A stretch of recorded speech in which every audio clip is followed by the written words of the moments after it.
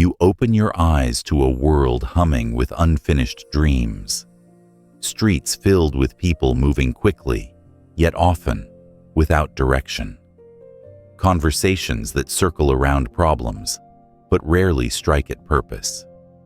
You feel the pull of this restless current, but you also sense that beneath the noise lies a secret, an order waiting for you to discover it.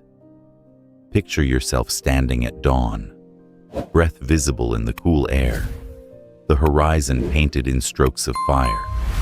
The city stirs, but you stand still, listening for something beyond the chatter of daily life. And then it comes, the realization that until you choose, until you dare to name a purpose so specific, it electrifies every fiber of your being. You are drifting. You laugh softly at yourself, because isn't this the truth? So much effort, so many half-finished goals. But where has it all gone? Without a single burning aim, the energy scatters like sparks on wet stone. Yet here, now, you decide to claim a chief aim that will gather those sparks into a living flame. Imagine Andrew Carnegie, titan of industry, leaning forward to tell a young reporter that success is not accident, but blueprint. You hear echoes of his words, and you know they have survived more than a century for a reason. The call is clear. You must select, refine, and guard a purpose so definite that it becomes the star by which you steer every action. And the moment you write it, see it, repeat it, you transform scattered thought into concentrated magnetism. The subconscious, faithful servant, accepts your command and begins rearranging circumstance, drawing into your orbit the people, ideas, and opportunities you need. But let's pause. It is not enough to say, "I want success." Too vague. It dissolves in the air like mist. Your mind requires detail, the work you are called to, the life you are building, the contribution you wish to leave behind. Suppose you wish to launch a business. Name the exact service, the people you will serve, the experience you want them to carry away. Or perhaps your heart beats for art. Describe the sound of your music filling a room, the faces that light when they hear it. The more vivid the picture, the more your inner faculties unite around it. This is not superstition, it is psychology, confirmed by countless lives. Neuroscience now tells us that the brain's reticular activating system tunes itself to what you repeatedly focus on. When you saturate your mind with your chief aim, you instruct this network to notice opportunities aligned with it, filtering the overwhelming flood of daily data. What Hill called autosuggestion, modern science calls priming, attention bias, neuroplasticity, different language, same truth. What you impress deeply enough becomes the path your brain builds and strengthens. So, you take pen to paper. You write your definite chief aim in clear words. You place it where your eyes will meet it each morning before the day rushes at you, and each night when the world grows quiet. This ritual may seem small, almost laughably simple. Yet think of the countless mornings you have risen without direction, scrolling through your phone, reacting to the demands of others. Contrast that with rising to see your purpose, reminding yourself, "This is who I am. This is what I am building." Such a practice reshapes the day before it even begins. Of course, doubt creeps in. You ask, "What if I choose wrong? What if my aim changes?" Understand this. The chief aim is not a prison. It is a compass. Better to walk decisively in one direction than wander in circles. And remember, you are not carving it in stone, but inscribing it on the tablet of your mind, where it can grow as you grow. The key is singleness of purpose, not that it never evolves, but that it burns brightly enough to order your steps in this season. Let us make it practical. Consider a young engineer who drifts through assignments, doing what is asked, but never feeling passion. One day he writes, "I will design technology that saves energy for millions of households." Suddenly, his studies, his late nights, his conversations all begin to align with this statement. He notices articles, conferences, mentors he once ignored. Within a decade, he stands as a leader in sustainable design. What changed? Not his talent. It was always there. What changed was his focus, sharpened to a point. Or think of the artist who declares, "I will create stories that heal childhood trauma." Each sketch, each journal entry, each collaboration bends toward this aim. Opportunities that once seemed random now appear like stepping stones across a river. This is the magnetism of a definite chief aim. You draw to yourself the material required because your subconscious is searching, selecting, and acting even while you sleep. Yet beware. The aim must be constructive. A purpose that exploits or diminishes others will corrode you from within. History is filled with names who seized power through destructive aims, only to collapse under the weight of their own making. Your aim must bring prosperity without sowing misery. This law is not moral advice alone. It is a law of return. Whatever you plant in the soil of your mind grows into fruit you must eat. Here is a practice you can begin tonight. Close your eyes and picture your chief aim as though it were already real. Feel the emotions of its fulfillment, the relief, the gratitude, the excitement. Speak it aloud with conviction, as if instructing your very cells to align with this reality. Do this not once, but daily, until the repetition engraves a groove in your mind. Over time, you will notice your actions bending naturally toward your aim, just as water bends to gravity. And still, there is another dimension: desire. Without burning desire, even the clearest aim lies dormant. Desire is the fire that transforms wish into will. Ask yourself, does this aim set my heart pounding? Does it keep me awake at night with possibilities? Does it make sacrifice feel light? If the answer is no, perhaps it is not yet your true aim. Keep searching. Somewhere within you lies that one pursuit you can throw your whole soul into, and until you find it, you will feel the ache of incompletion. Remember, mere wishing changes nothing. A prisoner may wish for freedom, but unless his desire grows strong enough to compel action, the bars remain. In the same way, you must elevate your wish into passion, then into disciplined steps.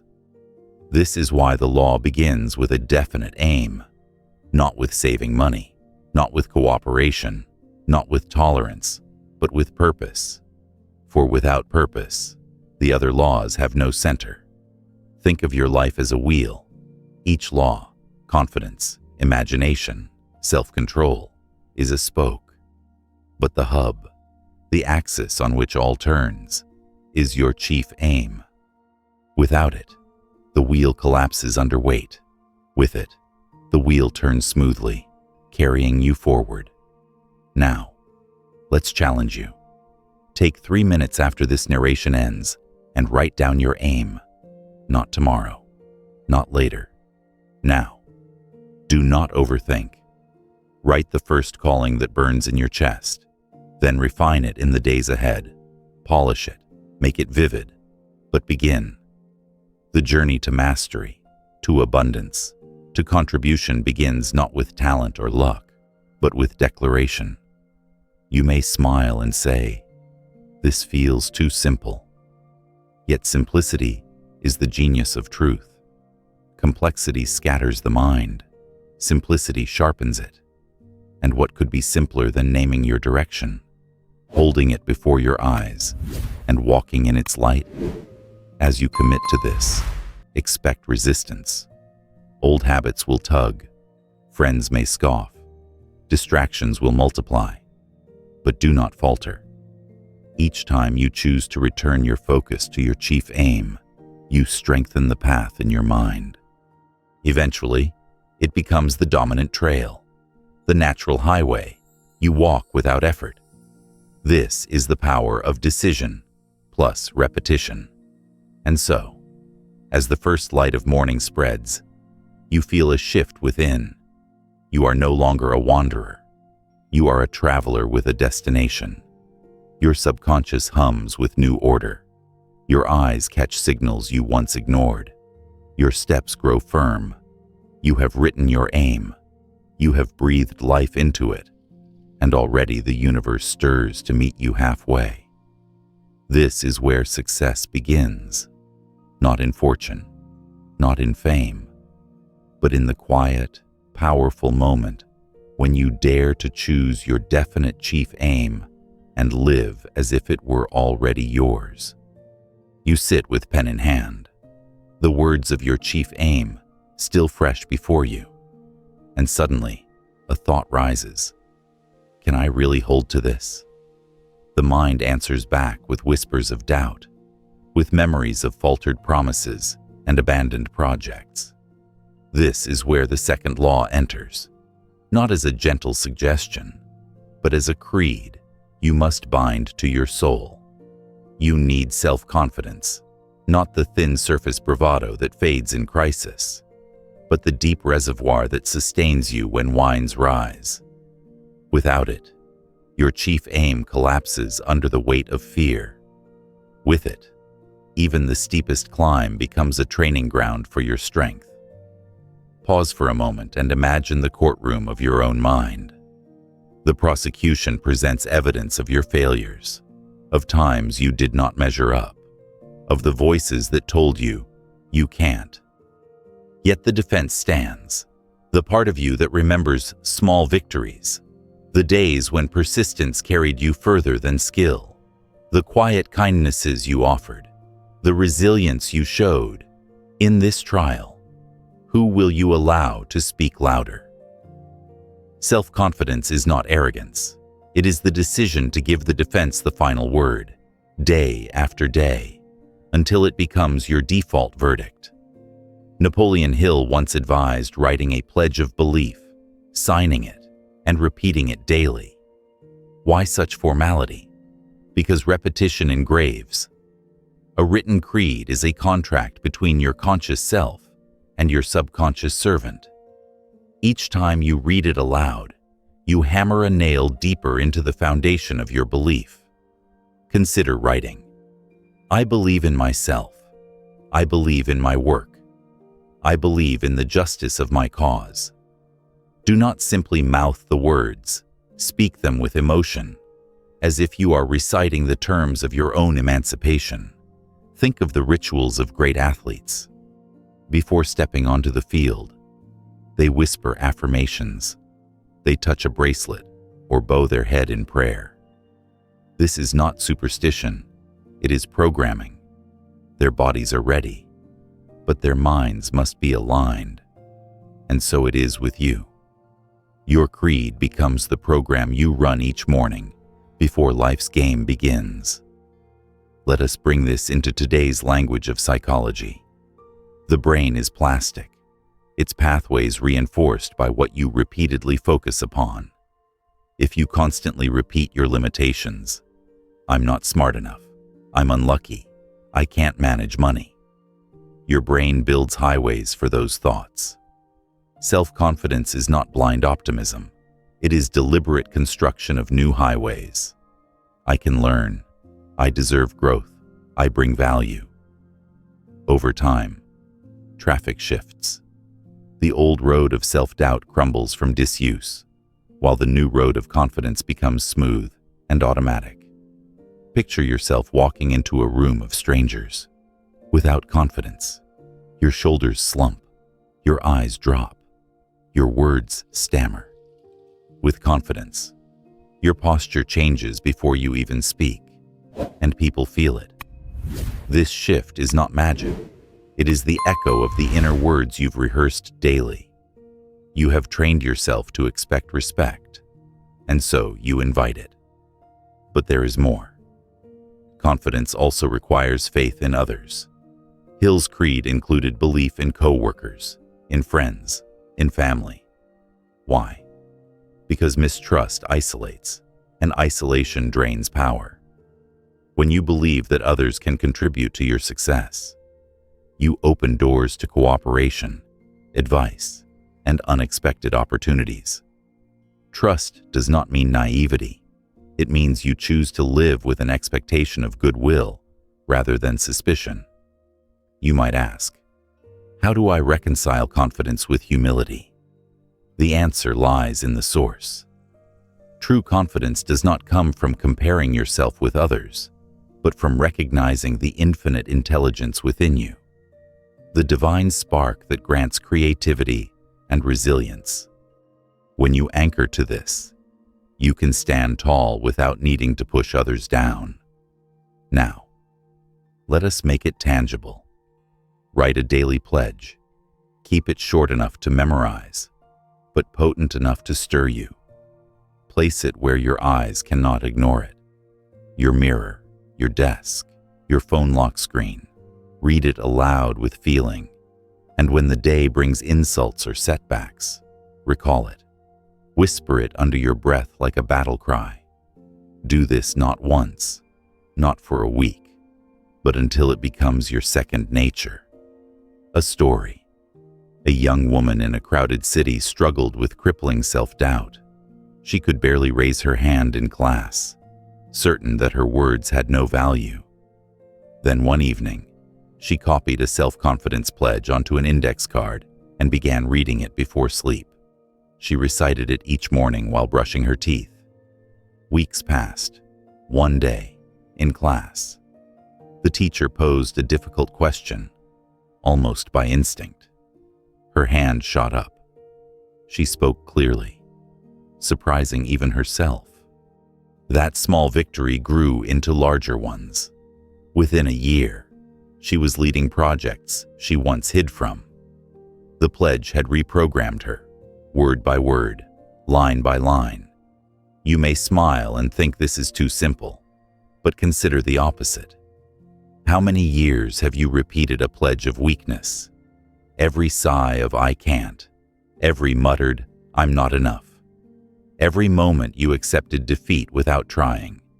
That too was a pledge, only unconscious. The difference now is that you choose your words deliberately. And there is a spiritual dimension. The creed invites you to pray for guidance, to forgive those who wrong you, to release bitterness. Why? Because self-confidence cannot thrive in a poisoned heart. Resentment corrodes belief in yourself as much as it does in others. When you forgive, you unclog the channel of your own energy. When you pray, or meditate, or reflect, you align with something greater, reminding yourself that you are not alone in this struggle. Self-confidence also requires action. You cannot simply affirm and sit idle. Each promise you keep to yourself builds trust in your own word. Each time you say, I will do this today, and then do it, you strengthen your inner spine. Confidence is a bank account. Every kept promise is a deposit, every broken one a withdrawal. Over time, you either grow rich in self-trust or bankrupt in self-doubt. Choose deposits. Start with small, winnable promises and scale upward. Perhaps today you promise to rise 10 minutes earlier and read your aim. Tomorrow you promise to finish a single task without distraction. Each fulfilled promise whispers, I can trust myself, and confidence deepens. This is how you rewire not just thoughts, but behavior. Now look outward. Confidence allows you to lead. Without it, even brilliant ideas die unspoken. With it, you inspire others to join your cause. Leadership is not domination. It is the natural outflow of someone who believes in their vision enough to speak it, to invite others, to persist when difficulties appear. The self-confident individual becomes a torchbearer in the dark, and others gather to that flame. And yet, beware arrogance. Confidence is anchored in service and truth. When you inflate yourself beyond reality, the balloon bursts, leaving you weaker than before. The antidote is gratitude. Each day, alongside your creed, name what you are thankful for. Gratitude grounds you, keeps confidence from tilting into pride. As the day ends, imagine yourself closing your eyes with a sense of calm. You whisper the pledge one final time, not as a desperate hope, but as a steady rhythm of faith. Sleep takes you, and the subconscious carries those words deeper, weaving them into the tapestry of your identity. Tomorrow, when you rise, you will act not as a doubter, but as someone chosen for purpose.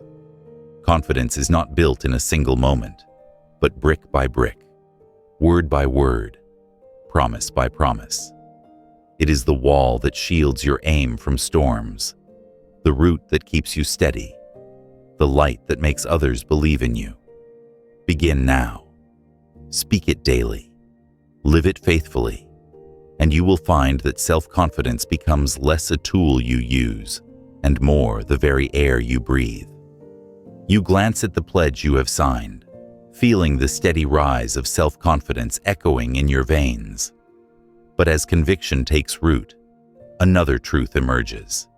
Belief alone cannot secure your future if you squander resources as quickly as you earn them.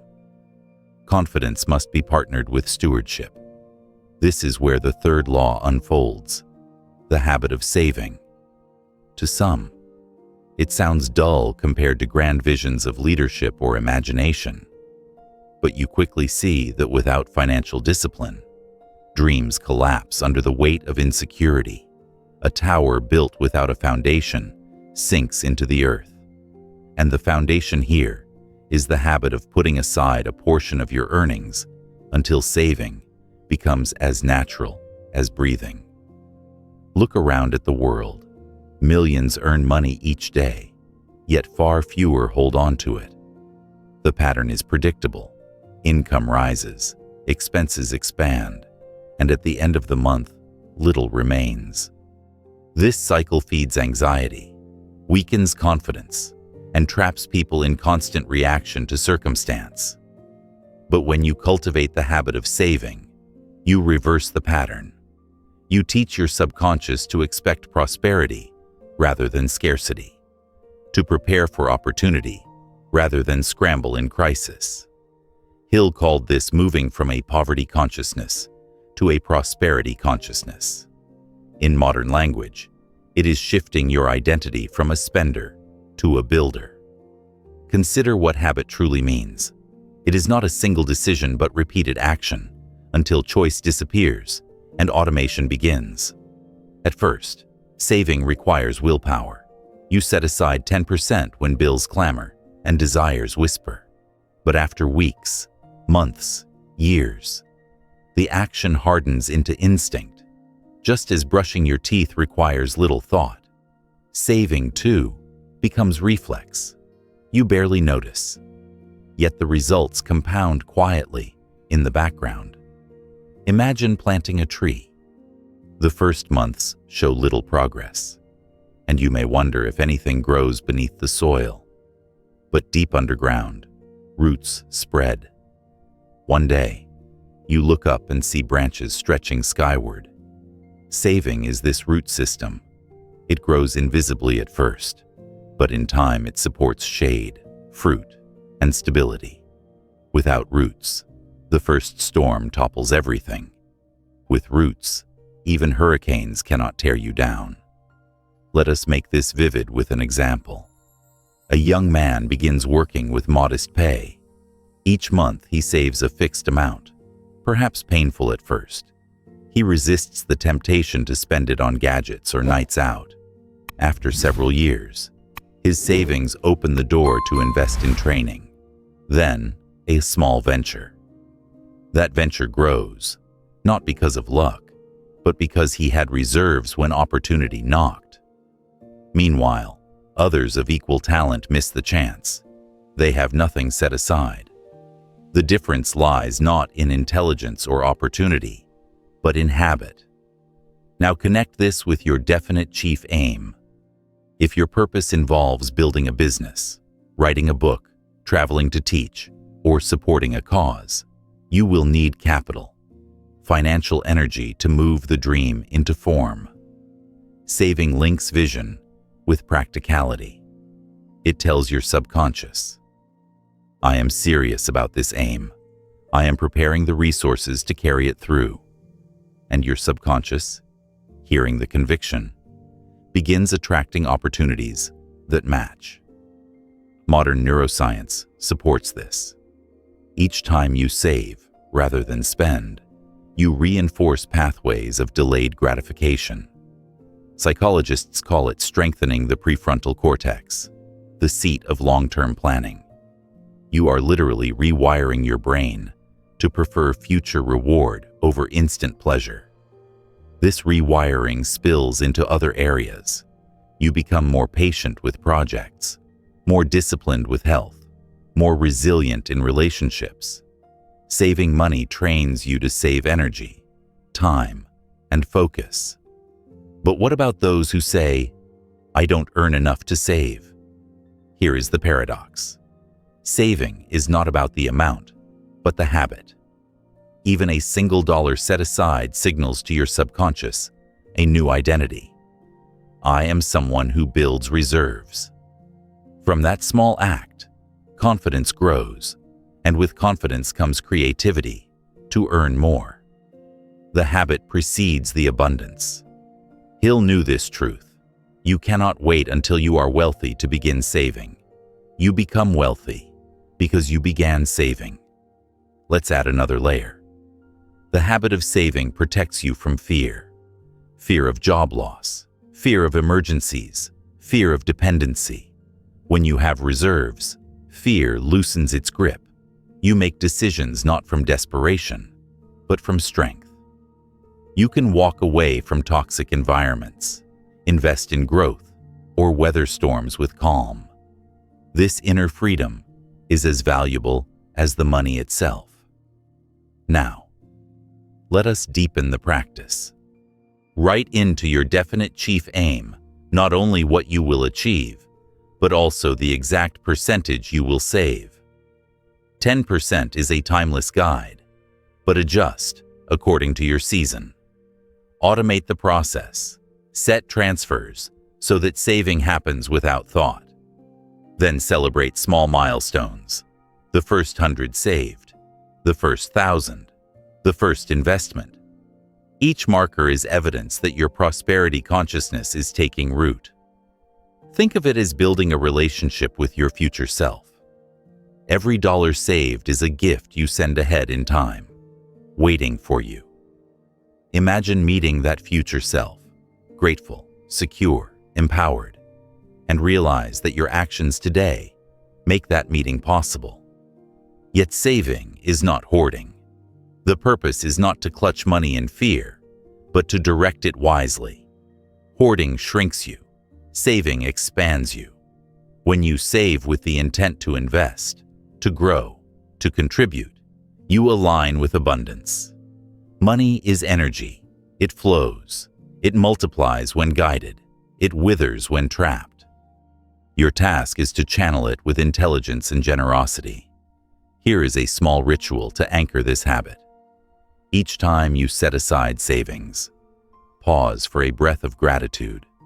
Whisper to yourself, this is seed, not sacrifice. This is the foundation of freedom. This reframes saving from loss into empowerment. Over time, your subconscious associates saving with joy, not deprivation. Let's picture another story. A single mother earns just enough to cover essentials. At first, saving feels impossible, but she begins with 1%, a few coins at the week's end. She tells herself, "I am building, even if small." The habit strengthens. Years later, she has accumulated enough to move her family into a better home, to fund her child's education. She did not wait for abundance. She created it by habit. Her example ripples into her children, who grow with prosperity consciousness rather than scarcity. Reflect now. What has been your relationship with money? Have you treated it as fleeting, as enemy, as master? Or will you now claim it as servant, directed by your purpose? Write your chief aim, then write your saving percentage beside it. Make them inseparable. For without discipline, dreams stumble. With discipline, even modest dreams can expand beyond imagination. And as you close your eyes tonight, envision your future self standing before you, not anxious, not desperate, but steady, secure, smiling with gratitude for the seeds you planted. Feel the pride of knowing you did not wait for fortune to rescue you. You built your fortune, one small act at a time. The habit of saving is not about coins in a jar. It is about character forged in discipline, prosperity consciousness replacing poverty thinking, and the quiet power that whispers, "I am ready for opportunity." You hold the pen. You hold the choice. Begin today, and your chief aim will no longer be a wish, but a reality supported by a foundation strong enough to endure. You have learned to plant seeds of prosperity through saving, but even seeds cannot grow if left unwatered. They require initiative, the impulse to act before being told, and leadership, the courage to guide both yourself and others toward the light of your chief aim. Without initiative, ideas remain shadows in the mind. Without leadership, you may begin, but rarely sustain. The fourth law challenges you to rise from hesitation into motion, from waiting into creating. Think of all the moments when procrastination has stolen your strength. You intended to write, to learn, to build, but hours slipped into distraction. Procrastination is a thief more cunning than poverty. It whispers, "Later, when conditions are perfect." But conditions are never perfect. Initiative means acting anyway, stepping forward when clarity is partial, when fear still lingers. Each act of initiative breaks the spell of inertia and proves to your subconscious that you are a doer, not a dreamer alone. Visualize yourself at a crossroads. To the left, a wide path where crowds wander, waiting for instructions, obeying orders without question. To the right, a narrow trail, uncertain and steep, but leading toward vision. Initiative is the choice to take the narrow path, to blaze where no trail yet exists. It is not rashness. It is courage guided by purpose. Now, connect initiative with leadership. Leadership is not granted by title. It is earned by action. Leaders are those who see what must be done and step forward before being asked. They inspire by example, not command. History remembers Abraham Lincoln, not because he forced his will, but because he carried truth and justice with humility. Guiding a divided nation through moral clarity, he embodied leadership as service, not domination. Consider this truth. Initiative is personal. Leadership is relational.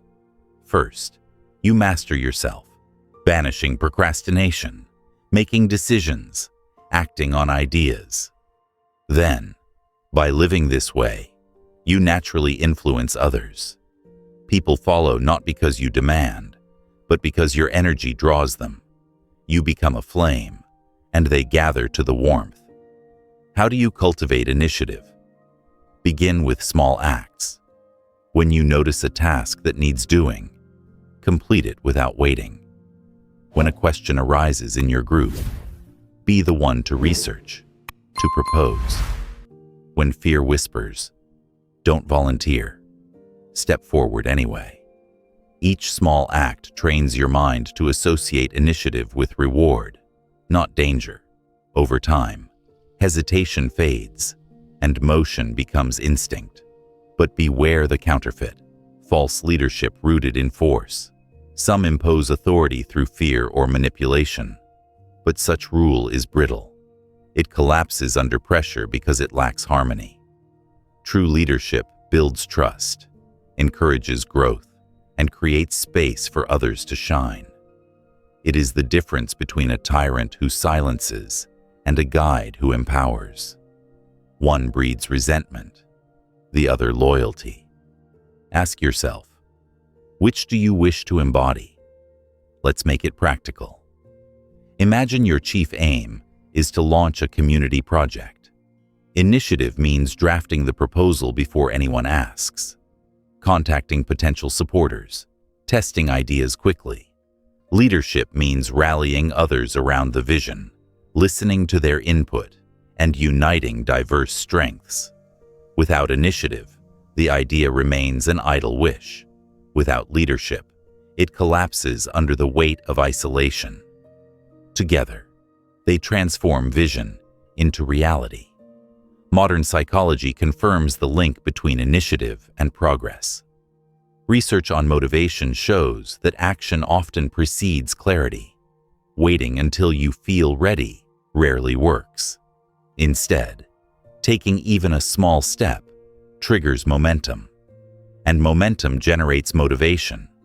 Initiative, then, is not just a personality trait. It is a practice of acting first, trusting that clarity will catch up. Consider the story of a young entrepreneur who dreamed of launching an app, but hesitated, convinced she needed perfect funding and flawless design. Months slipped by. Finally, she decided to act, building a simple prototype, showing it to friends, gathering feedback. That act of initiative unlocked support she could not have imagined. Investors appeared, not because she had everything figured out, but because she had moved beyond talk into action. Her leadership emerged as she guided her team through obstacles, proving vision through persistence. And here lies another truth. Leadership is not about doing everything alone.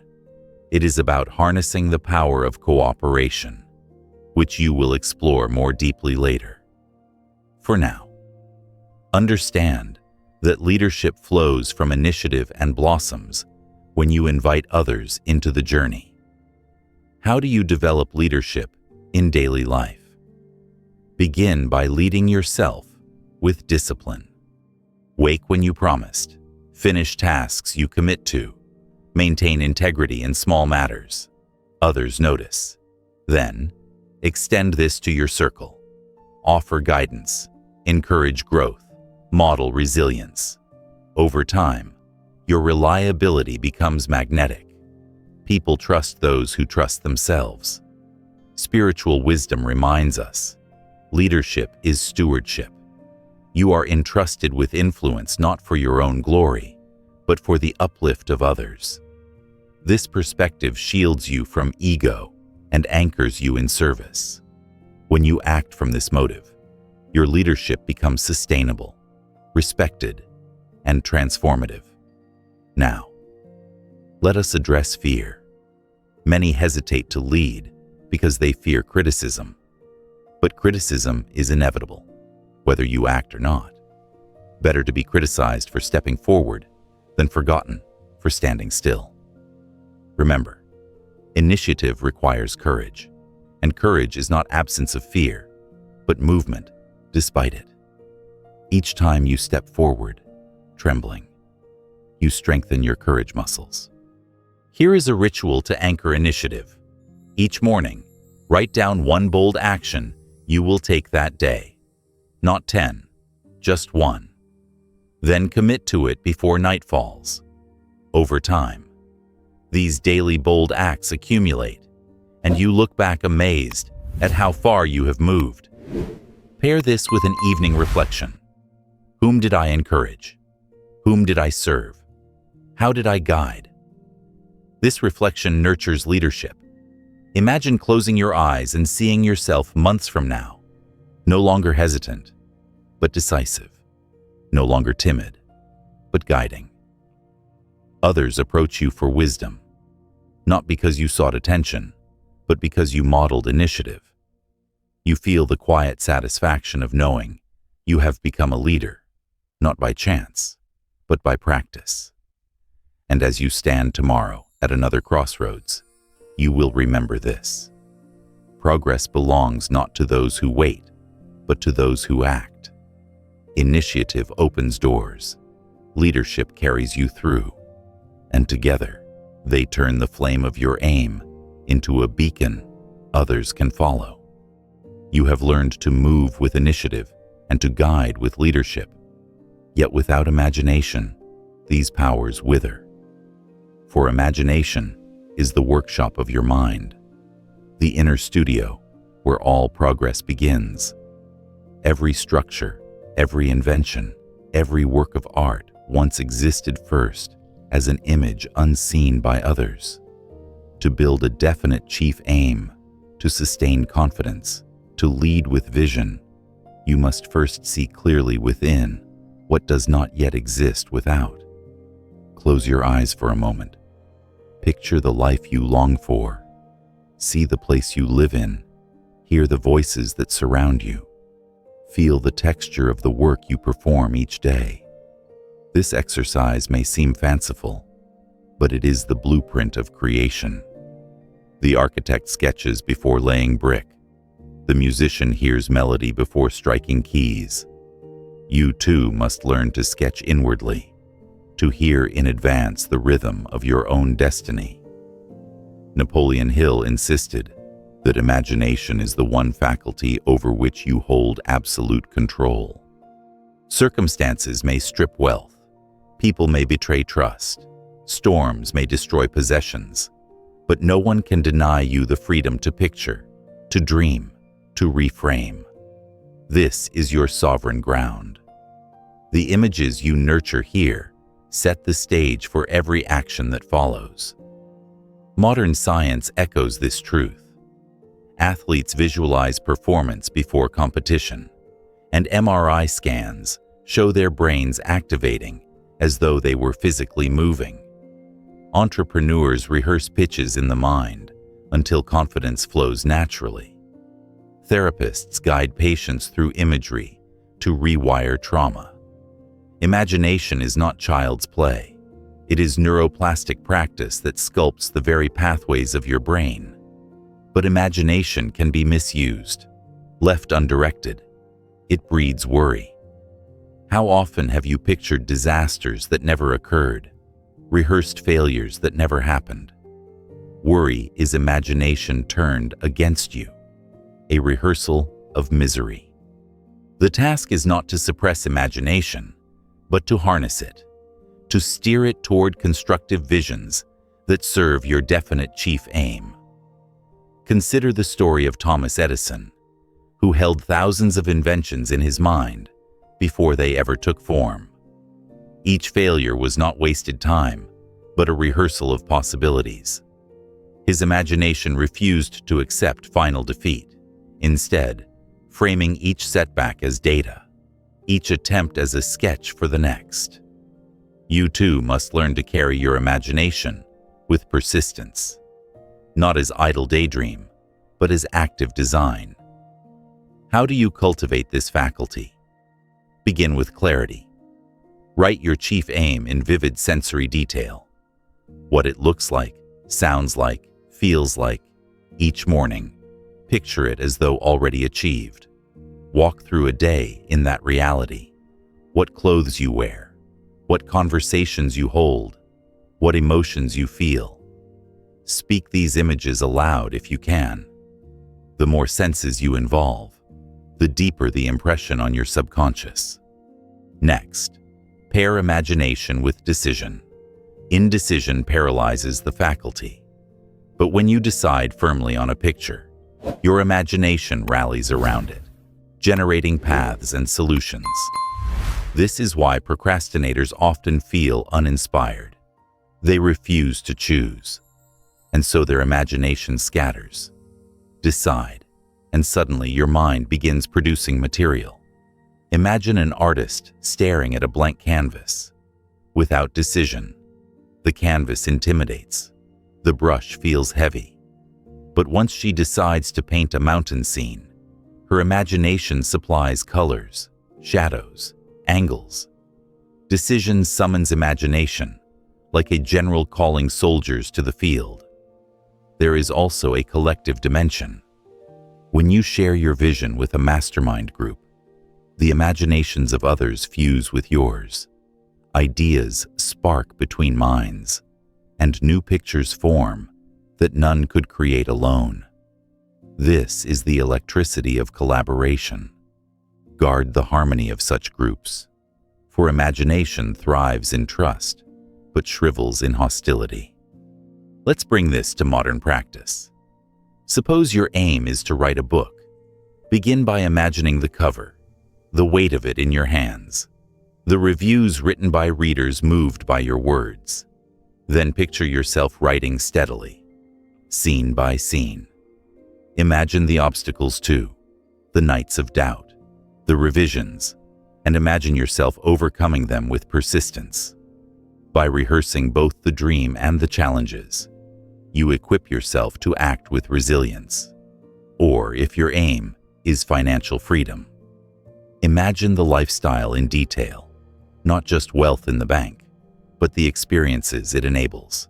Traveling with family, funding causes, mentoring others. Feel the relief of freedom from debt, the calm of security. This emotional rehearsal primes you to notice opportunities aligned with abundance rather than fear. But imagination must not remain fantasy. You must translate images into plans, then into action. Otherwise, you become a dreamer who drifts.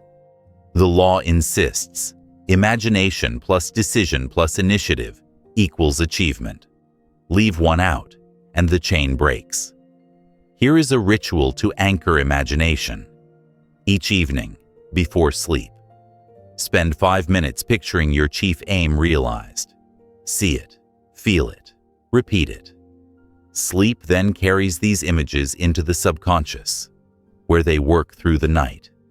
This practice, done consistently, builds a magnetic pull between your inner pictures and your outer circumstances. Let us weave a story. A young teacher, weary of routine, imagines a school where children learn through creativity and compassion.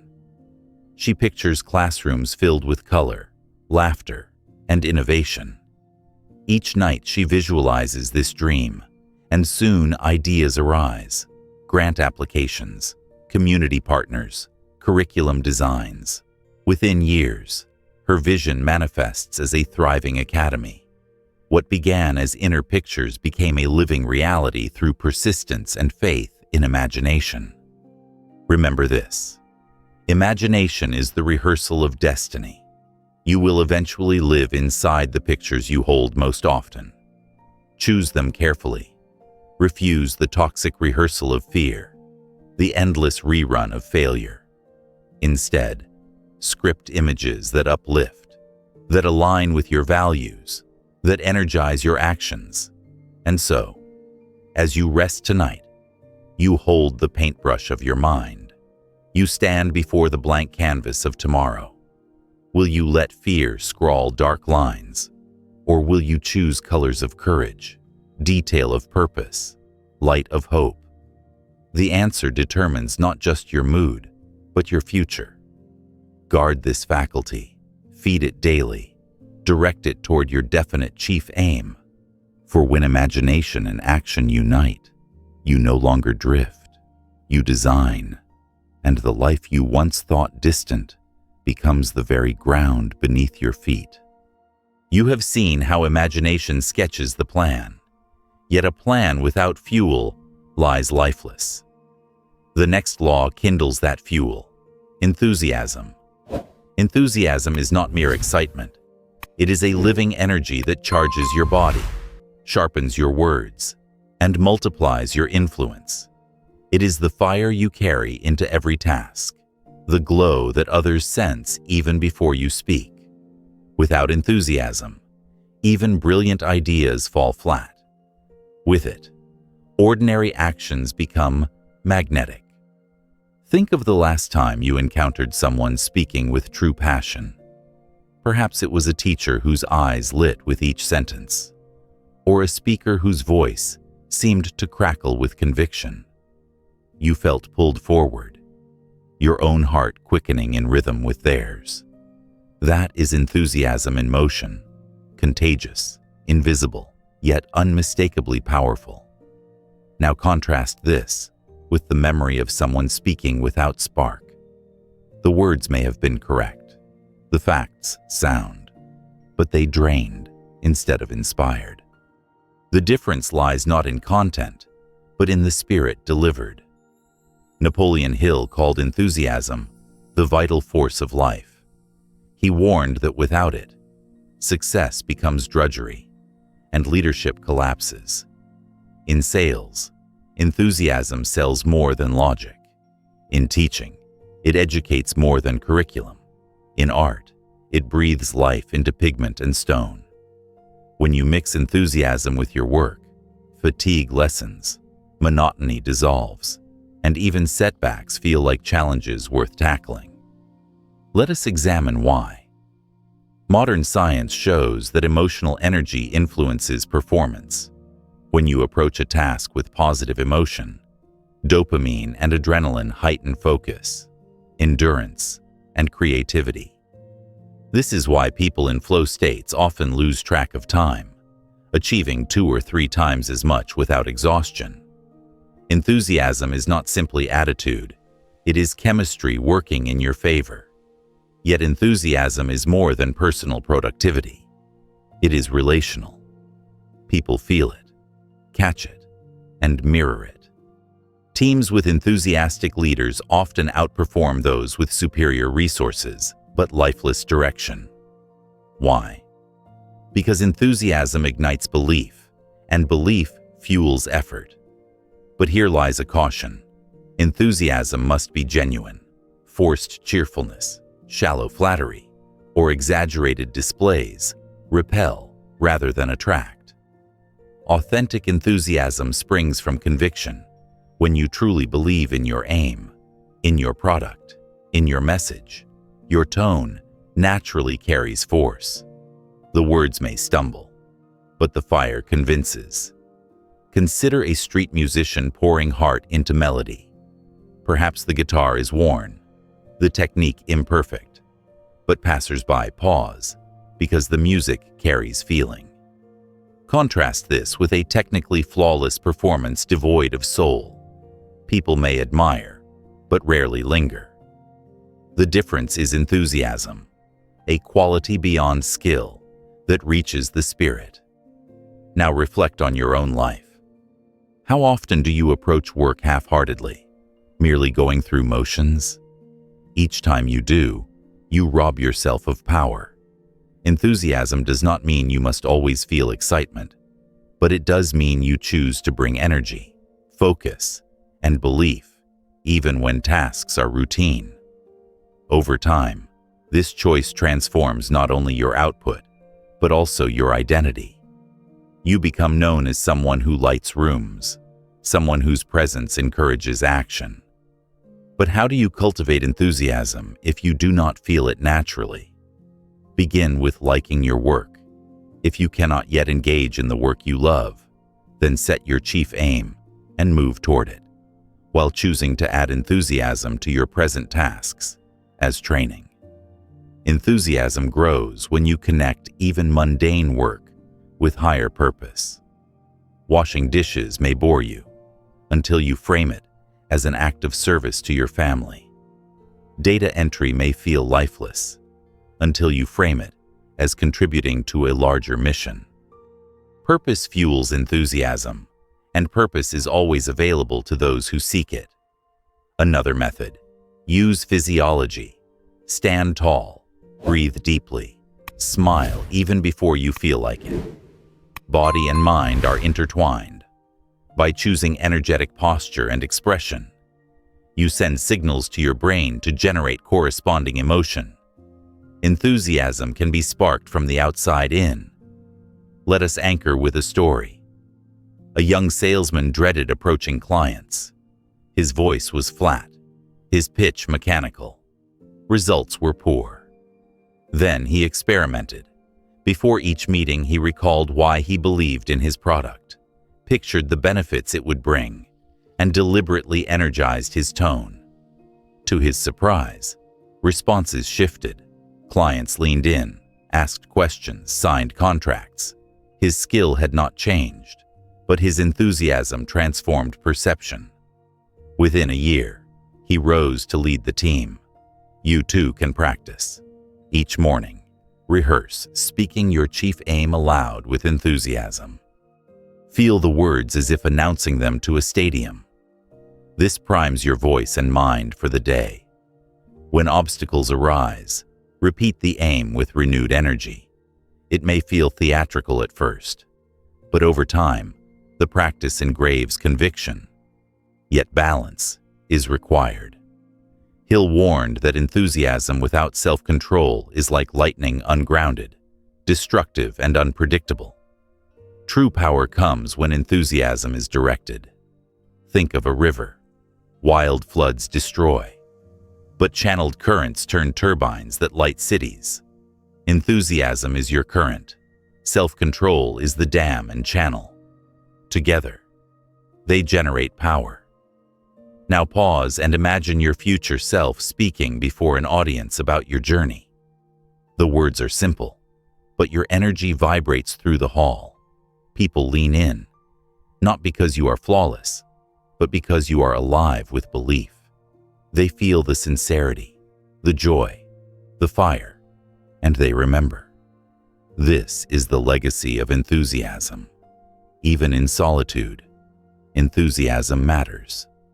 When you approach your private study, your silent work, with energy, you sustain momentum.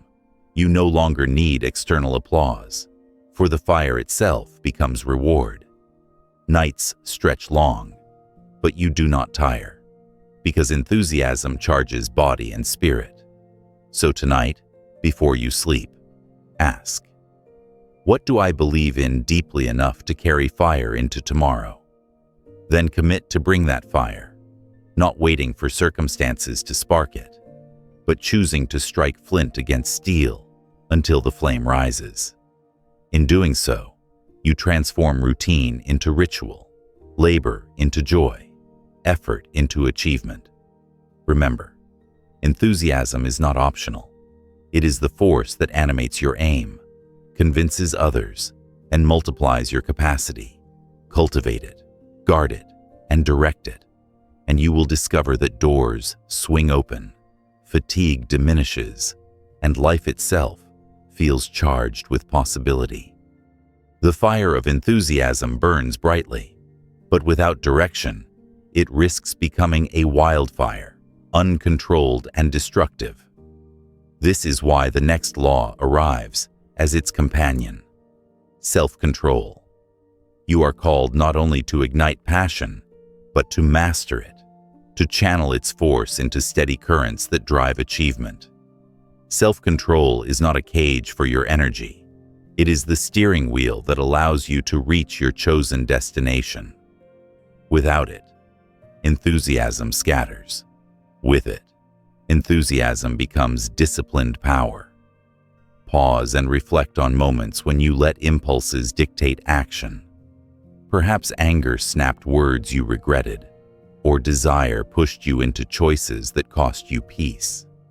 In such moments, your mind was a ship without a rudder, tossed wherever emotions blew. Self-control is the act of taking the rudder back into your hands. It does not deny emotion, it guides it. Hill reminded us that thought is the only thing over which you hold complete dominion. This fact still stuns when you let it sink in. You may not control the weather, the market, or the behavior of others, but you can govern your own thinking. And from thought flows action, habit, and destiny. Recognize the sacredness of this gift. The ability to choose your thoughts is the ability to choose your life. Modern neuroscience confirms this truth.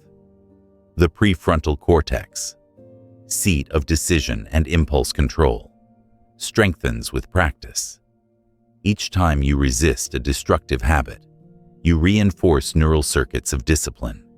Each time you pause, breathe, and choose deliberately, you build mental muscle. Self-control is not fixed, it is trainable, like strengthening a muscle through repeated exercise. Consider the metaphor of a horse, untamed. Its power endangers, harnessed. Its power carries you swiftly. Your emotions, desires, and passions are horses. Self-control is the bridle and reins. Without them, you risk being dragged into chaos. With them, you travel far and fast. How do you practice this art? Begin with awareness. Notice the triggers that set you off course. The irritation in traffic, the temptation of impulse spending, the distraction of endless scrolling. Instead of reacting automatically, insert pause. Ask, what serves my chief aim in this moment? Then act accordingly. This pause is small but revolutionary. It transforms instinct into choice. Second, train with small disciplines. Rise at the time you promised, even if only 5 minutes earlier. Finish one task before starting another. Choose water over another cup of coffee. Each small victory builds your sense of mastery, and soon, larger challenges bow to the same discipline.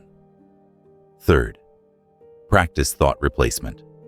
When anger floods, deliberately replace it with compassion. When fear shouts, counter with faith. This is not denial, but redirection. Thoughts, like weeds, grow where attention lingers. Shift attention, and new growth begins. Let us tell a story. A man sought success, but often sabotaged himself with bursts of temper. He alienated co-workers, burned bridges, and wondered why progress stalled. Then he began practicing self-control, pausing before replying, writing his frustrations privately before speaking publicly, choosing calm words when anger surged. Slowly, relationships healed, opportunities returned. His enthusiasm, once destructive, became persuasive and trustworthy. His destiny changed, not because the world softened, but because he learned to govern himself. Self-control also means balancing extremes. Work without rest burns you out. Rest without work weakens you. Generosity without wisdom leaves you exploited. Wisdom without generosity makes you cold. Self-control finds harmony between energies, ensuring that no single force overpowers the whole. Think of the energy wasted daily through gossip, complaint, distraction. If harnessed, this same energy could build businesses, deepen relationships, or advance study. Self-control is conservation and redirection. Instead of scattering, you focus. Instead of wasting, you invest. Spiritual traditions echo this principle. Scriptures urge forgiveness, patience, love of enemies. Why? Because such practices demand self-control, the refusal to let hatred govern, the choice to answer injury with grace. This is not weakness, it is supreme strength. To control oneself in the face of provocation is greater victory than conquering cities. In modern terms, self-control undergirds resilience. When goals stretch over months and years, only disciplined thought sustains effort. Desire alone flickers. Discipline endures. Imagine an athlete training for the Olympics. Motivation rises and falls, but self-control compels practice even on weary days. So too with you. Your definite chief aim requires not bursts, but endurance. And endurance grows from self-control. Here is a practice you can adopt. Each morning, select one area where you will consciously exercise restraint, perhaps patience in conversation, or focus at work. Commit to it as a mini-experiment. Each evening, review how you performed. Celebrate small victories. Forgive lapses, and try again. Over time, these experiments strengthen your mastery. Now, picture yourself at a heated moment. Words rise to your lips, but instead of lashing out, you pause, you breathe, you choose calm. The other person blinks, surprised, and the conflict diffuses. You walk away not weakened, but empowered, knowing you directed your own state. That quiet pride builds layer upon layer until self-control becomes second nature. Yet remember, self-control is not repression. Repression stuffs emotion into the shadows until it explodes later. Self-control acknowledges emotion, feels it, and chooses wisely. It is honest and conscious. When practiced with compassion, it transforms destructive energy into constructive power. Finally, tie this law back to your chief aim. Each time you direct your thoughts and actions toward your purpose, you strengthen both your aim and your control. You discover that discipline is not a burden, but a liberation. The freedom to act in alignment with your highest goals, rather than being enslaved by impulse. So, as you move forward, let enthusiasm burn brightly, but let self-control guide it like hands on the wheel. Together, they form the balanced current that carries you steadily toward success. The rhythm of discipline steadies your path, yet success demands more than meeting expectations. The next law challenges you to exceed them, the habit of doing more than paid for. At first glance, this may feel unfair. Why give extra when compensation remains fixed? But lean closer and you discover a paradox. Those who consistently deliver beyond what is required attract trust, respect, and opportunities that cannot be purchased directly. Over time, the surplus you sow returns multiplied, not always immediately, but inevitably. Think about your own experiences. Recall a time someone served you beyond obligation, a waiter who remembered your preferences, a colleague who stayed late to help, a friend who gave without thought of return. How did you feel? Gratitude, admiration, loyalty. And did you not want to support them again, to recommend them, to see them prosper? The law works both ways. When you serve abundantly, others respond in kind, consciously or unconsciously. Napoleon Hill emphasized this principle because he understood that value is magnetic. Employers notice the worker who exceeds duties. Customers remember the seller who offers more than promised. Partners gravitate to the person who goes the extra mile. Even nature echoes the pattern. Plant more seed than you expect to harvest, and you ensure abundance despite weather or pest. Surplus effort secures future fruit. Yet the habit is not merely strategic, it shapes your character. When you choose to give more, you train yourself in excellence. Muscles strengthened by resistance, so too does ability strengthened by surplus effort. Imagine an athlete who trains only to the bare minimum. He remains average. But the one who runs an extra mile, lifts one more set, refines technique beyond requirement. She rises above. The habit of extra becomes the seed of mastery. Modern psychology calls this discretionary effort. the energy people give beyond baseline. Studies show that workplaces where individuals freely offer discretionary effort thrive, while those limited to minimum output stagnate. But here lies the secret. You need not wait for environment to inspire you. You can choose surplus service, regardless of circumstance.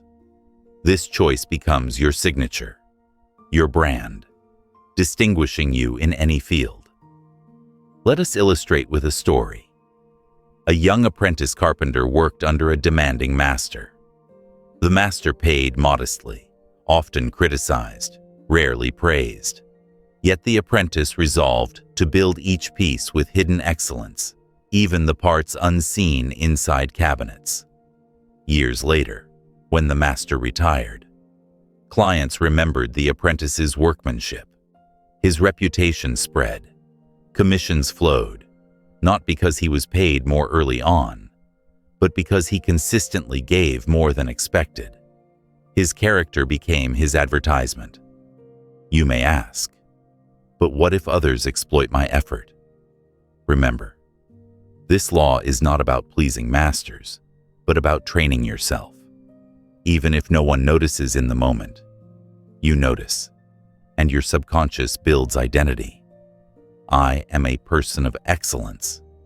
That identity shapes every future endeavor, and eventually, the world catches up.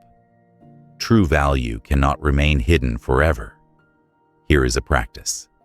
Commit for 6 months to render one act of useful service daily, for which you expect no pay. Perhaps it is mentoring a younger colleague, offering extra help to a neighbor, or contributing an idea without seeking credit. Approach it with faith that each act plants seed. At first, results may be invisible, but soon you will notice changes, stronger skills, richer relationships, unexpected opportunities. This law also liberates you from the trap of resentment. Many live in bitterness, giving as little as possible because they feel underpaid or underappreciated. Yet this shrinks spirit and stifles growth. When you choose instead to give more than required, you flip the script. You no longer work merely for wages. You work for your own growth. Every task becomes training ground. Every moment a chance to polish skill and character. Pay becomes secondary to mastery, and ironically, this very mastery attracts greater pay later. Think of nature again. The sun gives more light than the earth demands. The tree produces more seed than required. The river flows more water than you drink. Life thrives on surplus. To align with this rhythm is to align with abundance itself. Scarcity mindset asks, what is the least I can give? Prosperity mindset asks, how can I give more and thus grow more? Yet balance is required. Doing more than paid for does not mean self-destruction or neglecting boundaries. It means quality over bare minimum, initiative over passivity. It is the difference between checking tasks off and leaving work better than you found it. If others abuse your effort, you may choose new environments, but you need not abandon the habit. Excellence belongs to you, not to them. Let us modernize this with digital life. In a world of algorithms and automation, those who add human touch, personal messages, thoughtful design, authentic engagement, stand out. The freelancer who delivers extra polish gains repeat clients. The content creator who surprises with added value builds loyal audiences. The professional who mentors beyond job description becomes indispensable. Surplus effort is currency more powerful than credentials alone. Imagine now your own future. You walk into a meeting where your reputation precedes you. People whisper, "She always delivers more than promised." You feel the quiet strength of knowing your name carries weight, not because of titles, but because of consistent surplus. That strength cannot be faked. It is built through habit, day by day, act by act. Here is a ritual. Each evening, review your day and ask, where did I give extra today?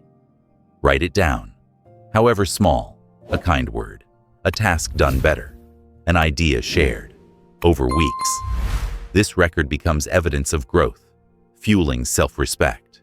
And self-respect is wealth no paycheck can equal.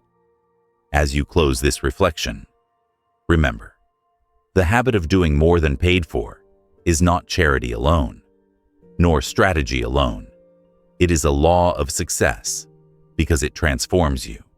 It shapes you into someone whose work cannot be ignored, whose character commands respect, whose future is secured by seeds of surplus sown faithfully each day. The discipline of surplus effort begins to weave a new identity, and now another law calls you to refine it, the law of a pleasing personality. Personality is more than the cut of your clothes or the expression on your face. It is the invisible climate you carry into every interaction. When you enter a room, people feel it before you speak.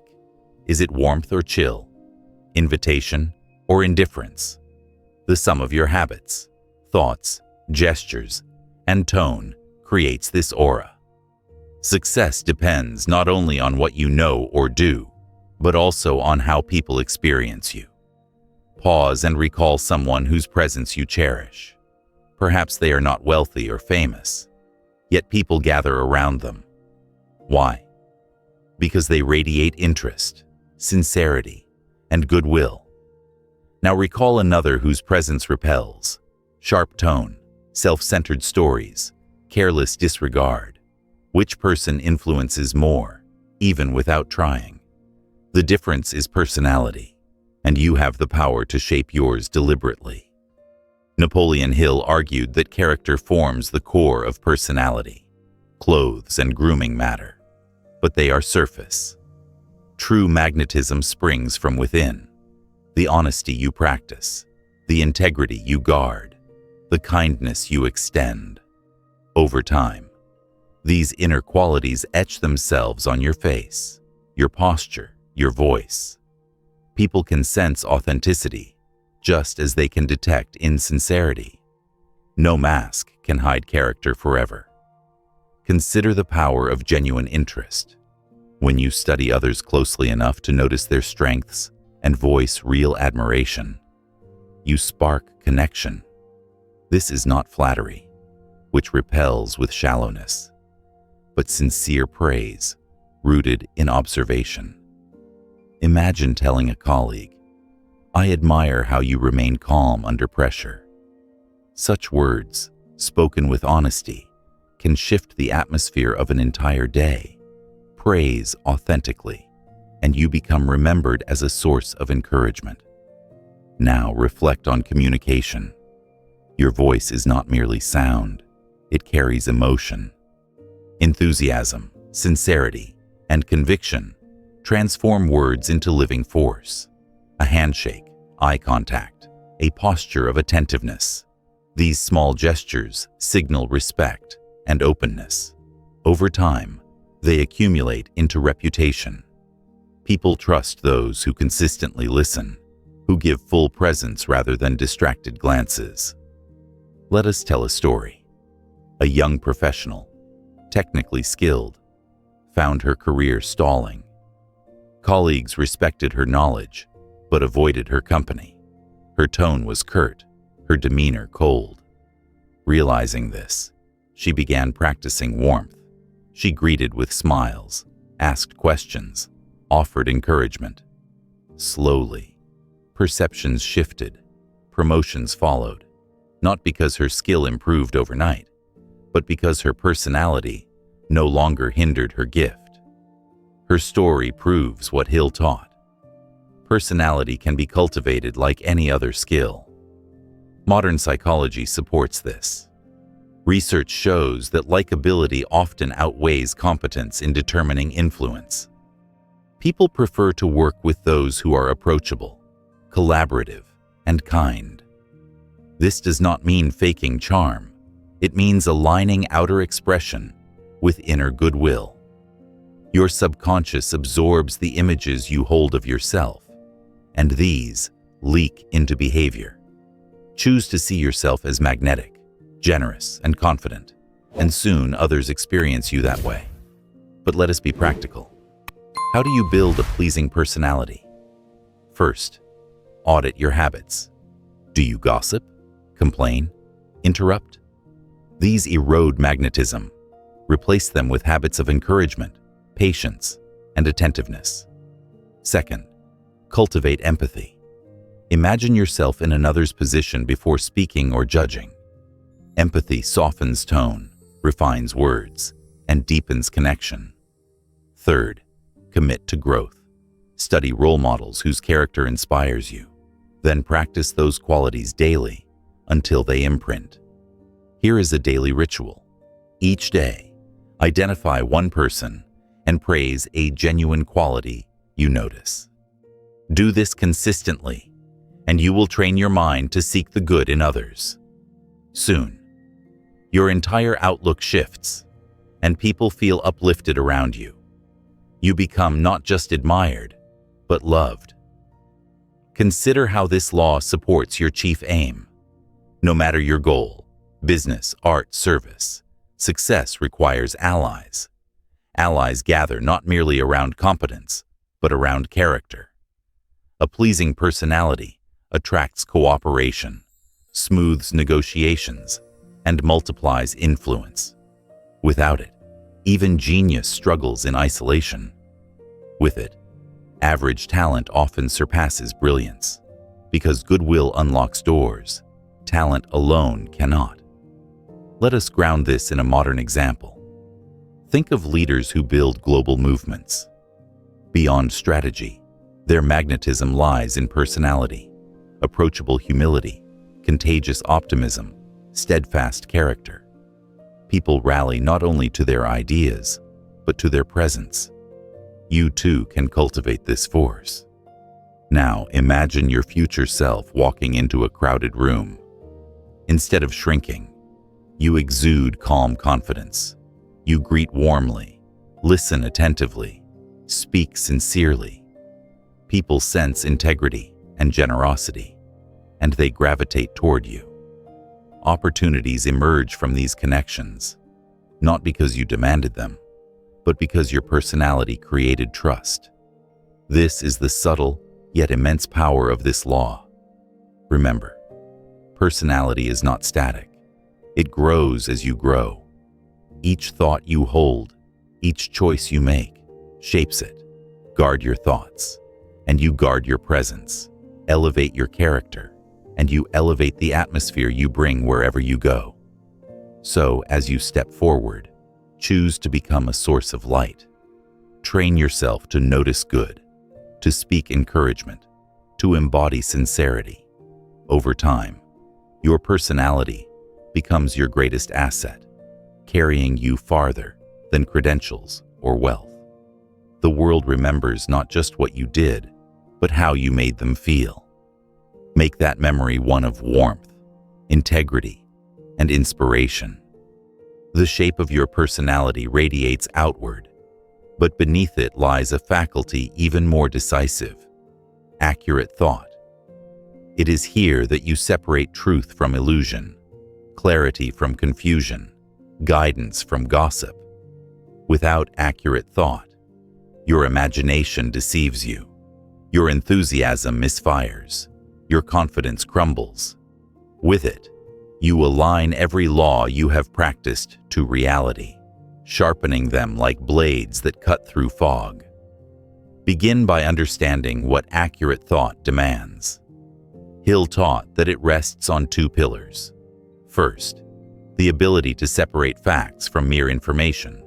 Second, the ability to distinguish which facts are important to your chief aim and which are irrelevant. This may sound simple, but in practice it requires vigilance, because information bombards you daily, much of it unverified, much of it noise. Accurate thinkers sift, weigh, and select. They refuse to be swayed by rumor, trend, or distraction. Imagine your mind as a courtroom. Witnesses file in, news articles, social media posts, overheard conversations. Some tell truth, some exaggerate, some lie. If you let them all speak without order, chaos rules. But if you act as judge, demanding evidence, cross-examining claims, dismissing irrelevance, clarity emerges. Accurate thought is this mental courtroom, and you must preside firmly if you wish to succeed. Modern life amplifies the challenge. Algorithms flood you with half-truths. Headlines scream for attention. Opinions masquerade as facts. To live successfully, you must discipline your mind to pause before accepting, to verify before acting. This discipline not only protects you from deception, but also saves you from wasting energy on what does not serve your aim. Let us explore the power of relevance. Suppose your chief aim is to build a business in sustainable design. Facts about market trends, customer needs, technology shifts. These are vital. Gossip about a celebrity scandal is not. Yet how often do people spend hours consuming irrelevance, then complain they lack time? Accurate thought is time management at its root. By focusing on facts aligned with your aim, you reclaim hours and multiply progress. Hill warned against gossip, not merely because it wastes time, but because it poisons thought. Gossip invites judgment without knowledge, assumption without evidence. When you entertain it, your mind grows sloppy, careless with truth. Soon you cannot distinguish rumor from reality, even in vital matters. To guard your aim, you must banish gossip like weeds from a garden. But accurate thought is not only defensive, it is creative. When you saturate your mind with chosen facts, your subconscious begins to connect them, producing insights that leap beyond data. Hill called this creative thought, the bridge to infinite intelligence. It is as though your mind sends telegraphs to deeper intelligence, which replies with flashes of inspiration. Many innovators describe this: solutions appearing in dreams, ideas striking in showers, connections forming suddenly. These are not accidents. They are fruits of minds disciplined in accurate thought, storing the right material and awaiting synthesis. Think of the scientist who spends years gathering facts, then suddenly shouts, "Eureka!" The shout is dramatic, but the groundwork was patient accuracy. The subconscious pieced together the puzzle because the thinker fed it valid parts. Imagine trying to solve a puzzle with wrong pieces. Frustration ensues. Accurate thought ensures your subconscious works with truth, not distortion. How do you practice this law daily? Start with questioning. Is this information verified? Is it relevant to my aim? If not, release it. Develop habits of fact-checking, of reading deeply rather than skimming, of seeking sources rather than echoes.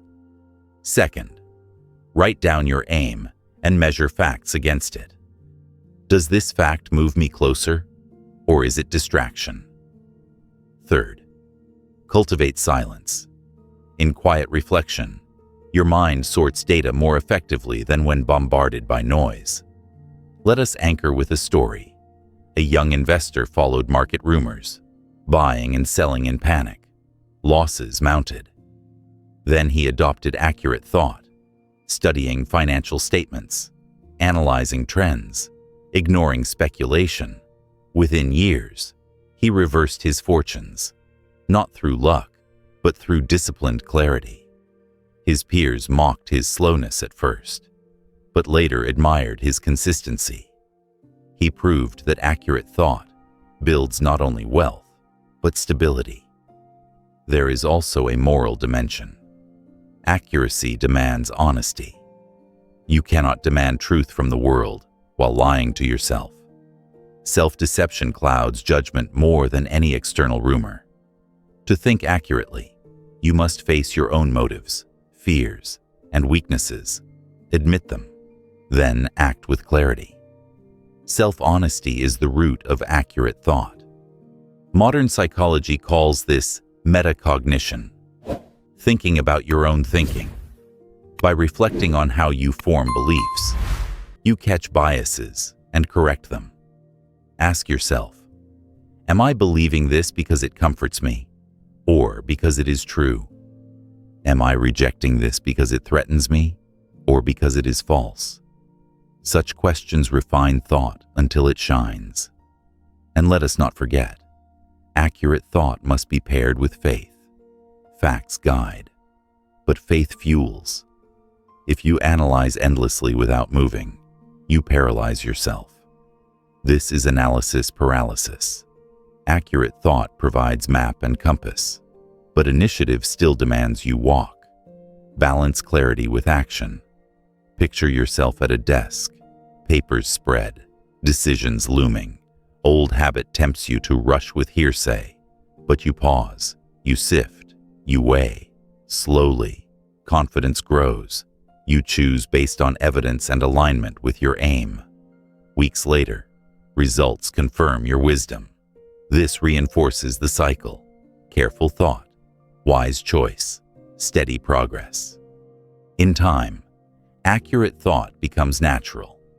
You instinctively dismiss gossip, instinctively seek sources, instinctively measure relevance. Your mind becomes a disciplined instrument, sharp and reliable. And with this instrument, you carve your path toward your chief aim with precision. So guard your thoughts, refine your judgments, separate truth from noise. In a world drowning in information, accuracy is power. Train your mind as judge, as scientist, as creator. And soon, the clarity you practice within will shine outward, guiding not only your own steps, but also inspiring trust in all who follow your lead. Your thoughts sharpened by accuracy now require the discipline of concentration. Picture an archer drawing the bow, the target small, the focus steady, the muscles taut, yet controlled. Without concentration, the arrow veers into emptiness. With it, the arrow finds its mark. So too with your chief aim. Unless you concentrate, your energy scatters across distractions, and years slip by with little to show. Concentration is the art of pouring your whole being into one channel until obstacles dissolve and progress becomes inevitable. Napoleon Hill taught that concentration grows from two forces, autosuggestion and habit. You impress your purpose upon the subconscious through repeated suggestion, and then you reinforce it through habits that align daily action with that purpose. Over time, these forces create grooves in your mind, pathways you travel easily. Just as water carves canyons through repetition, your thought and behavior carve channels of destiny. Pause for a moment. Reflect on how much of your day scatters. Notifications buzz, conversations interrupt, worries intrude. You intend to work, but your mind leaps from one branch to another, like a restless bird. Concentration calls you to still the bird, to fix your gaze on a single branch until depth emerges. In an age of endless distraction, concentration becomes not only skill, but superpower. Modern neuroscience supports this. Each time you focus deeply, neurons fire together and strengthen their connections. This process, called myelination, makes pathways faster and smoother. The more you practice deep focus, the easier it becomes. Conversely, constant distraction weakens pathways, making focus harder. Concentration, then, is not a gift given to few, but a practice open to all. Hill described a process for building new habits of thought. At the beginning, You must exert extra force, like hacking a trail through dense forest. Each repetition clears the path further. Soon, it becomes visible, then well-trodden, then automatic.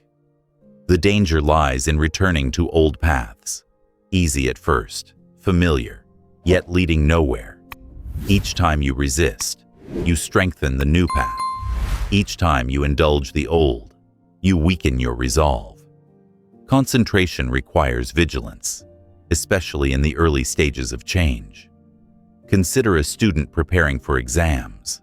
If she studies distractedly, checking messages every few minutes, comprehension remains shallow. But if she silences devices, sets a clear goal, and immerses fully, hours yield tenfold results. Concentration multiplies time.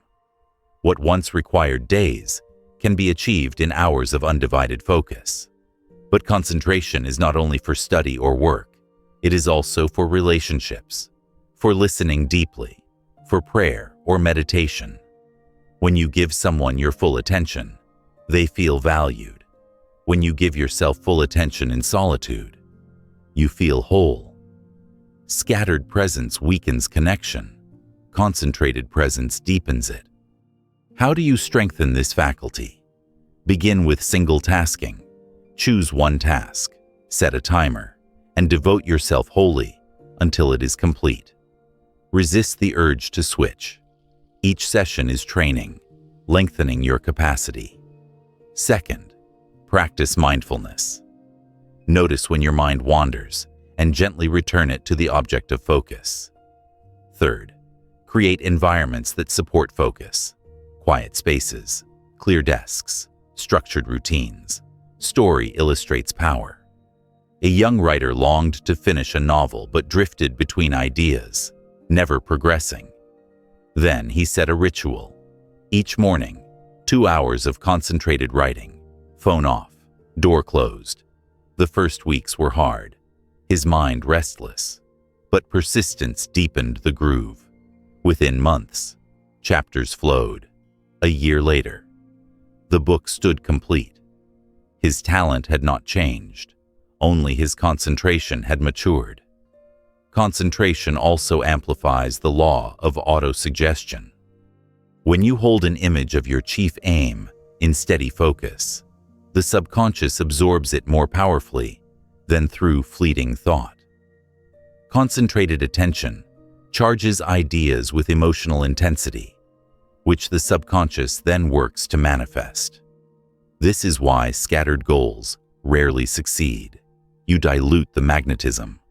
But when you fix on one aim with singleness of purpose, you create a magnetic field that draws all necessary resources. Yet beware extremes. Concentration does not mean obsession that blinds you to balance. To fixate on one goal at the expense of health, family, or integrity is self-defeat. True concentration aligns with harmony.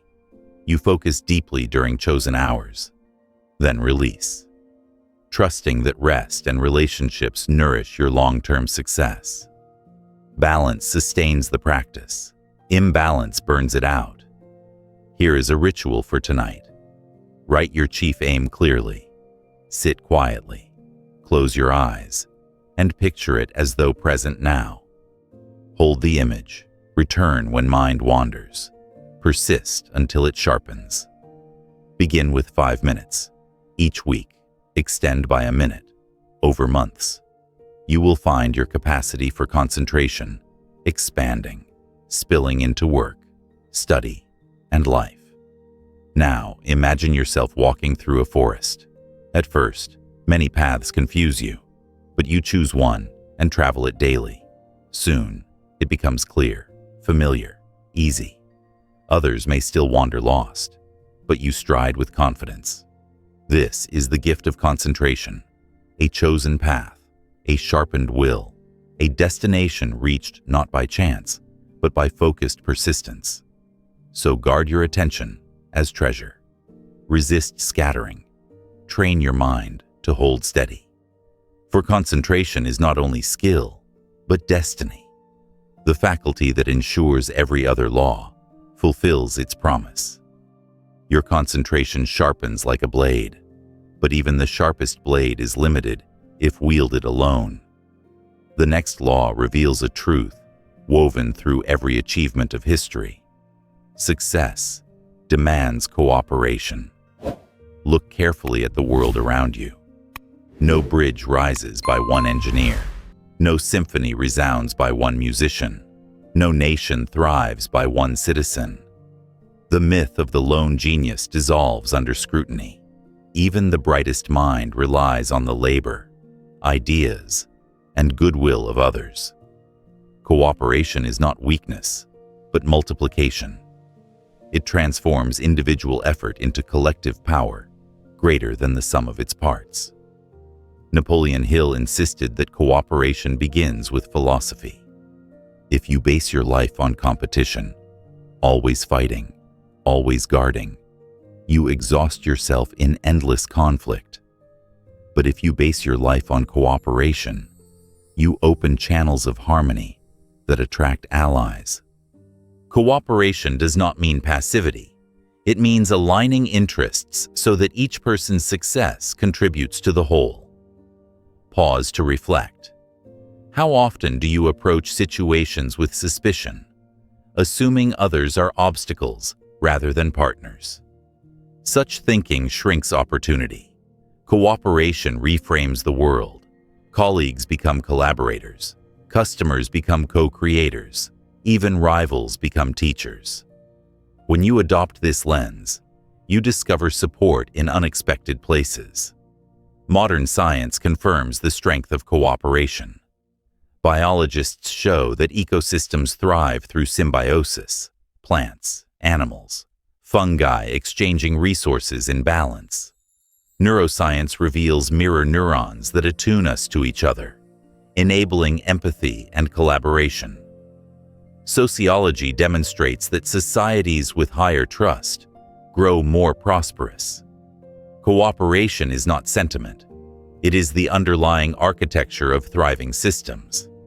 Yet cooperation requires motives strong enough to unite people. Hill identified three primary drivers: self-preservation, desire for love, and pursuit of power or recognition.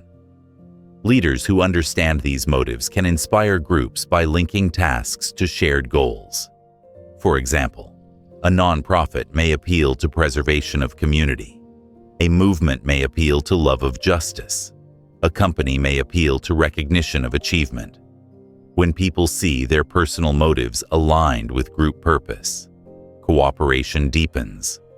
But cooperation is fragile without harmony. Discord erodes trust, and even brilliant strategies collapse when suspicion rules. This is why Hill emphasized harmony.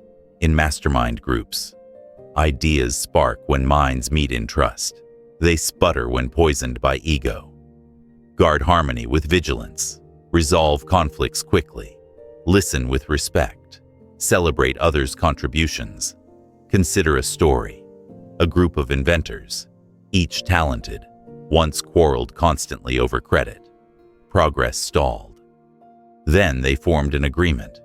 All ideas belonged to the team until project completion. Ego softened, collaboration flourished, and within months, they produced a breakthrough none could achieve alone. Their story illustrates that cooperation does not diminish individual genius. It liberates it by weaving it into a stronger fabric. Now bring this law to your chief aim. Whatever your goal, building a company, creating art, healing communities, you will need allies. Ask yourself, who can complement my skills? Who can provide resources? Who can open doors? Then ask, how can I serve them so our interests align? Cooperation begins not by demanding, but by offering. When you bring value to others, you invite value in return. Practical steps help. First, clarify your aim so you can share it clearly with others. Vague goals rarely inspire cooperation. Second, identify mutual benefit. People commit when they see how their needs are met alongside yours. Third, build trust through integrity. Without trust, cooperation collapses into transaction. With trust, cooperation evolves into partnership. Imagine a farmer planting fields. Alone, he tills a small plot. Together with neighbors, they till acres, share tools, rotate crops, and prosper. Cooperation scales effort, reduces burden, and multiplies harvest. Likewise in your life, cooperation expands reach beyond what solo effort allows. But let us also address resistance. Some fear cooperation, believing it makes them dependent or vulnerable. In truth, refusing cooperation isolates you, limiting growth. Dependence is unhealthy reliance. Cooperation is mutual strength. Learn to discern the difference. Healthy cooperation empowers both sides, leaving each stronger, freer, more capable. There is also a spiritual dimension. Many traditions teach that humans are members of one body, branches of one vine, threads of one fabric. To harm another is to harm yourself. To uplift another is to uplift yourself. Cooperation honors this truth. It acknowledges that your destiny is intertwined with others, and that harmony with them multiplies your own fulfillment. Here is a ritual to anchor cooperation. Each week, choose one person in your circle and ask, "How can I support your goals?" Then act on it. Over time, this habit builds goodwill and reciprocity. People begin to ask the same of you. Soon, networks of support surround you, and opportunities multiply without force. Picture your future self leading a team. You no longer carry the burden alone. Others contribute ideas, energy, skills. Harmony hums in the room. Creativity sparks. Solutions emerge. You realize that your success has become their success, and theirs yours. This is the joy of cooperation, not merely achieving more, but achieving together. And so, as you walk forward, remember, concentration sharpens your aim, but cooperation amplifies your reach. Alone, you can achieve much. Together, you can achieve more than you dare imagine. You have gathered the strength of concentration and the harmony of cooperation, and now you stand at the final stretch of this long path. Here, 3 closing laws interlace: profiting by failure, cultivating tolerance, and living by the golden rule. Together, they form the moral crown of success. Skills and strategies may lift you high, but only these principles ensure you remain steady, dignified, and whole. Begin with failure. How often have you heard it spoken like a death sentence? Yet Napoleon Hill insisted failure is not final, but temporary defeat, often the very crucible in which character is forged. Think back to your own life. The job you did not get, the relationship that ended, the plan that collapsed. At first, these felt like endings, but later, did they not redirect you toward paths you might never have seen? Failure is not a wall, but a detour sign. Consider Thomas Edison, who famously declared he had not failed, but found thousands of ways that would not work. Or, think of athletes who lose matches but gain insights that lead to championship seasons. The difference lies in perspective. Those who view failure as teacher grow. Those who view it as curse quit. Hill warned that enemies often reveal our weaknesses more clearly than friends. The critic forces you to confront flaws. The rival sharpens your edge. Welcome them as unchosen mentors. Now shift to tolerance. This principle might seem softer, but its power is immense. Intolerance fractures societies, poisons friendships, and blinds individuals. Hill admitted he once held beliefs inherited from family and culture without examining them. Only later did he realize how prejudice clouded judgment. You too must examine your biases. Ask, which beliefs have I absorbed without evidence? Which groups or perspectives do I dismiss without understanding? Each bias is a blindfold. Tolerance removes it, allowing accurate thought and harmonious cooperation. Modern psychology calls this cognitive flexibility, the ability to hold differing viewpoints without collapsing into anger. Neuroscience shows that empathy activates brain regions linked to problem-solving. Tolerance, then, is not merely virtue, it is advantage. Intolerant minds close doors. Tolerant minds discover new opportunities. Yet tolerance does not mean surrendering principles. It means granting dignity to others even while disagreeing. It means listening before judging, seeking common ground rather than stoking division. In an age of polarization, this law becomes a lighthouse. The leader who practices tolerance unites. The one who refuses fractures.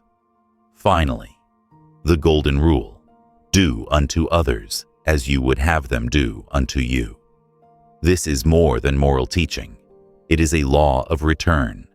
Every thought, every action you release circles back. When you deceive, deception finds you. When you uplift, blessings multiply. Hill explained this through autosuggestion. Each thought toward another plants itself in your subconscious, shaping your own character. If you wish to become noble, think nobly of others. Picture yourself speaking harshly. The words leave your lips, but first they pass through your mind, carving grooves of anger. Over time, those grooves deepen, and you become the person your words describe.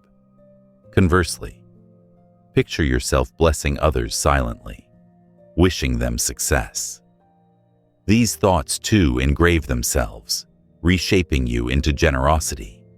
In this way, the golden rule is not merely about fairness to others, it is about sculpting your own destiny. Spiritual traditions across millennia affirm this law. Scriptures call it sowing and reaping, karma, reciprocity. Modern psychology calls it reciprocity bias. People tend to mirror how they are treated. But beyond social science, you feel it in your bones. When you treat others with dignity, your own dignity expands. Now let us tie these threads together. Failure humbles you, teaching resilience. Tolerance opens your mind, teaching empathy. The golden rule disciplines your heart, teaching justice. Combined, they ensure that your rise does not come at the expense of others, and that your influence does not corrupt your soul. Let us illustrate. Imagine an entrepreneur launching a venture.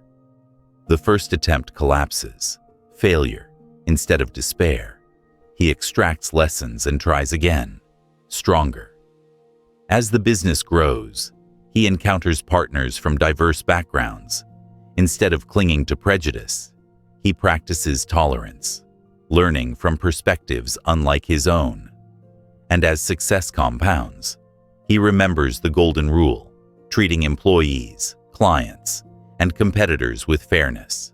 The result?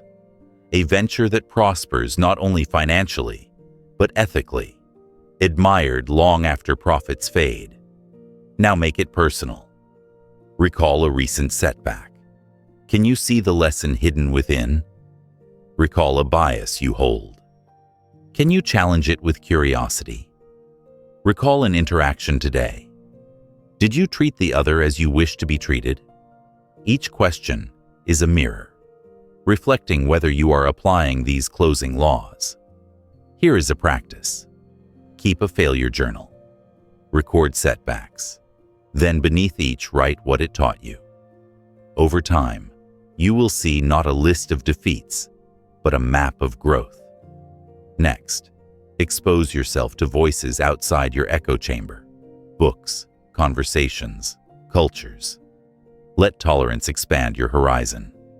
Finally, adopt a daily rule. Before each action, ask, would I want this done to me? If the answer is no, change the action. Simple, but revolutionary. As you walk forward, imagine a circle of return. Every thought and act you release travels around and returns amplified. What seeds will you plant? Anger, prejudice, selfishness, or resilience, openness, kindness? The choice is yours, and the harvest inevitable. And so the course concludes. From chief aim to self-confidence, from saving to imagination, from enthusiasm to concentration, from cooperation to the moral crown, you now hold a system for success that reaches beyond wealth or power. It reaches into character, shaping you into someone who not only achieves, but deserves achievement. Let these final laws remind you: failure is not the end, but the furnace of growth. Tolerance is not weakness, but wisdom. And the golden rule is not suggestion, but universal law. Embrace them, and your success will endure not just for you, but for all touched by your life. You have walked the long road of these laws, step by step, until the circle closed with failure transformed, tolerance awakened, and the golden rule shining at the center. Now let the pace slow, let the tone soften, as if the music of this journey begins to fade into a lingering echo. You have gathered knowledge, but more than knowledge, you have gathered an inner posture, a way of being. Pause and take a breath. Let yourself remember the arc. You began by carving a definite chief aim, then strengthening self-confidence with a pledge. You learned to save, to lead, to imagine, to ignite enthusiasm, and then temper it with control. You practiced doing more than paid for, cultivating personality, sharpening thought, sustaining concentration, and weaving cooperation. You embraced failure as teacher, opened to tolerance, and chose to live by the golden rule. Each law added a stone to the foundation you now stand upon. What lies ahead is not simply achievement in the outer world, but transformation within. You are no longer drifting. You are awake, deliberate, prepared to shape circumstance instead of being shaped by it. Challenges will still come, storms, setbacks, delays, but you now know how to meet them, with clarity of aim, with steadiness of thought, with generosity of spirit. So, as you close this listening, imagine carrying these laws, not as abstract teachings, but as companions. When doubt whispers, recall self-confidence. When fatigue dulls you, stir enthusiasm. When distraction pulls, return to concentration. When conflict rises, choose cooperation. And when choices grow heavy, let the golden rule guide.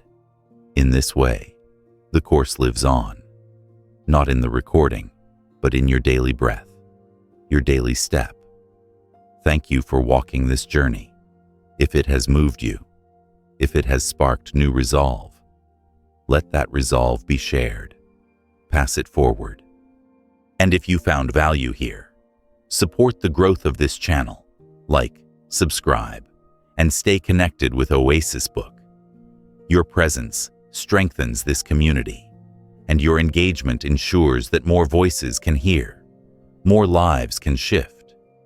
The law of success is not sealed in history. It is alive in you now. Carry it into your work, your family, your future, and may your life itself become proof that thought, directed with faith and ethics, can shape destiny.